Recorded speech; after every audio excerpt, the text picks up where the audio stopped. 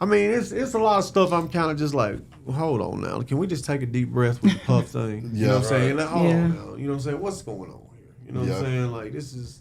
Were you ever invited to any of the Puff parties? I wasn't invited. Number one records now. I threw a party with Puff one time at Howard Homecoming. Ugly was out. We were never anywhere other than at the club. You know what I'm saying? But you know, and then at New Orleans for the Super Bowl, you know, because back at that time, you know, everybody's playing me close, you know what I'm saying? Because all the people, Steve Stout, all the people that had missed out on Eminem, they wasn't going to miss out on Eminem. This white, they were going to get this white. There's a lot of calls Eminem wasn't taking, you know what I'm saying? A lot of people had shit on him, you know what I'm saying? So all the people that was like, yeah, get this out of me. You know what I'm saying? Like, and then he's ruling the world, you know what I'm saying? They are. So Bubba, where we going? You know, like, and so like for a period of time, like I was talking about them couple months, man, like Puff, you know, we need to throw a party together, Howard Homecoming. I didn't know what Howard Homecoming was, but it was fun. Some women there. But we had a ball, man, and you know, and my other experience with Puff was when I was living in LA with Polo. Like Max peak Zone 4 era, you know what I'm saying? And we used to work out at the UCLA track. Shout out to Jody the Super Trainer. Used to fly out there and train us at the UCLA track all during the week, and Puff would come out there and work out with us some. And he was just competitive, you know what I'm saying? He was just old Puff Daddy. I never, you know, went in no rooms with nobody. You know, I could say maybe they just knew I wasn't going.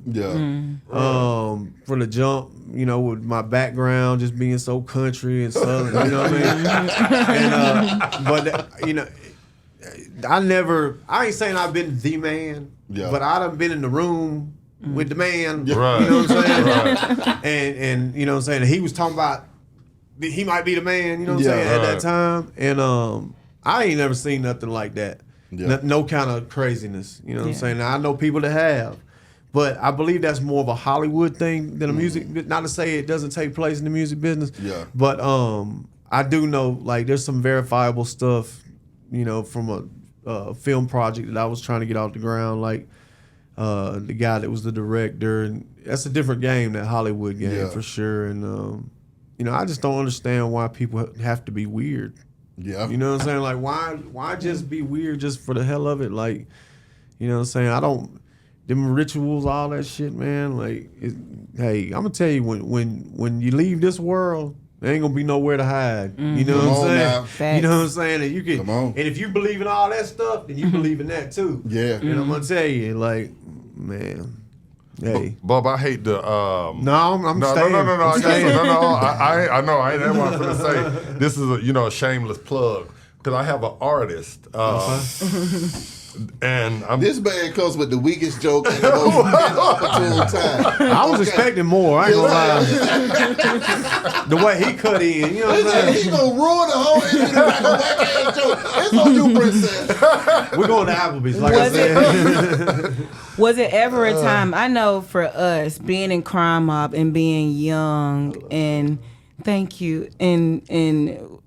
touring or whatever, it got really overwhelming really fast. I can't even imagine having a number one record. And I mean, I manifested later in life, but back then when you didn't have social media, so you didn't really know how big you were, you couldn't really see numbers, and you just had to go and do this, go do that interview, go do this. Was it ever a time where you was like, okay, let me just chill for a minute and let me just not? You know, I always tell people, I got some damn chapstick somewhere. I'm gonna have to find it. I always tell people, this day and age we live in now, where you can directly access your fans, you know what I'm saying, with a post. That's to even compare the way you go about. Oh, I'll do the music I want to do. Well, let me tell you something. Back then, as you know, Wick, in those times, you had 4 ways to make it. To get your music to where people would hear it so they could decide whether or not you was the shit or not.